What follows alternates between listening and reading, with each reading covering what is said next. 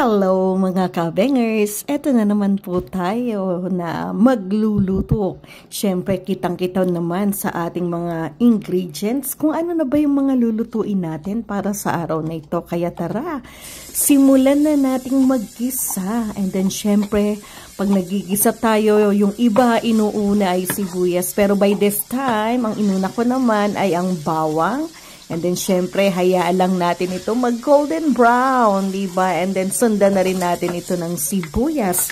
Halo-halo lang tayo, diba, mga ka-abengers ko? Kaya, ayan, hayaan lang nating maluto ng gusto yung ating sibuyas at bawang. And then, sundan na rin natin, syempre, yung ating karne.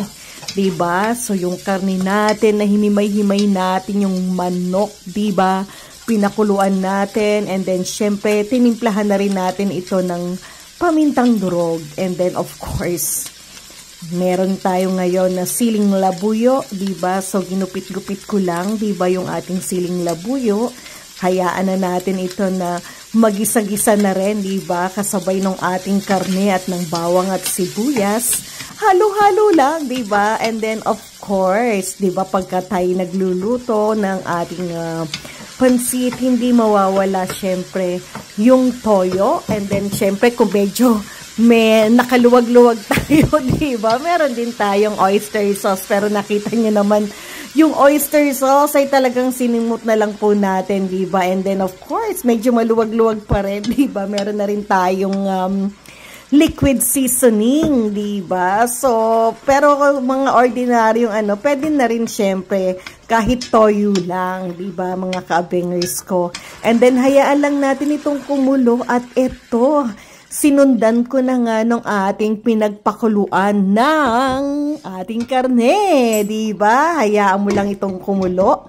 Takpan nating mabuti, and then ayan, kumukulo-kulo na, diba, yung ating sabaw. And then syempre dahil como may matigas yung ating carrots, diba, pero pwede naman yan kasing kainin, diba, pero syempre meron tayong mga kasamahan na gustong lutuin yung carrots, at sinundan na rin natin syempre ito ng isa pang gulay, diba, yung ating ayan, meron tayong celery, meron din tayong bell pepper, and then syempre yung ating sitsaro, diba, pakuluan lang natin ng gusto. Wag naman natin masyadong i-overcook yung ating mga gulay. And then syempre sinundan ko na rin ito ng cabbage or ng repolyo. Nung kumulo na yung ating niluluto, syempre hinango na muna natin yung ating mga gulay, diba? So ayan, so ginamit ko yung pangsandok na merong mga butas-butas, diba, para at least maano siya,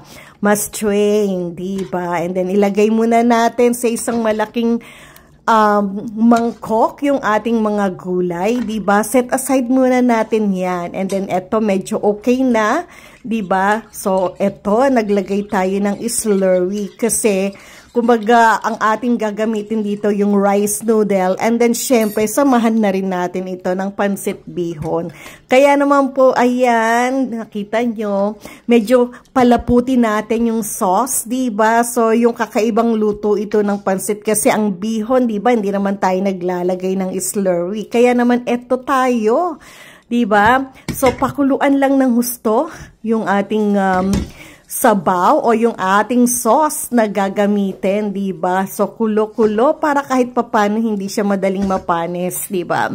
And then, of course, eto na tayo, diba? Ilalagay na natin yung ating rice noodles, diba? Ayan, inuna ko na nga ito Kasi yung ating bihon ay binabad na rin natin sa medyo maligamgam na tubig. Kaya ayan, pakuluan lang natin, and then ito, sinabay ko na nga yung ating pansit bihon, diba? Hayaan lang natin siyang ma-absorb yung sauce nitong ating mga noodles and then bihon. Ayan, naku, ang sarap na kahit wala pang mga gulay-gulay, diba? Talagang itsura pa lang, katakam-takam na, diba?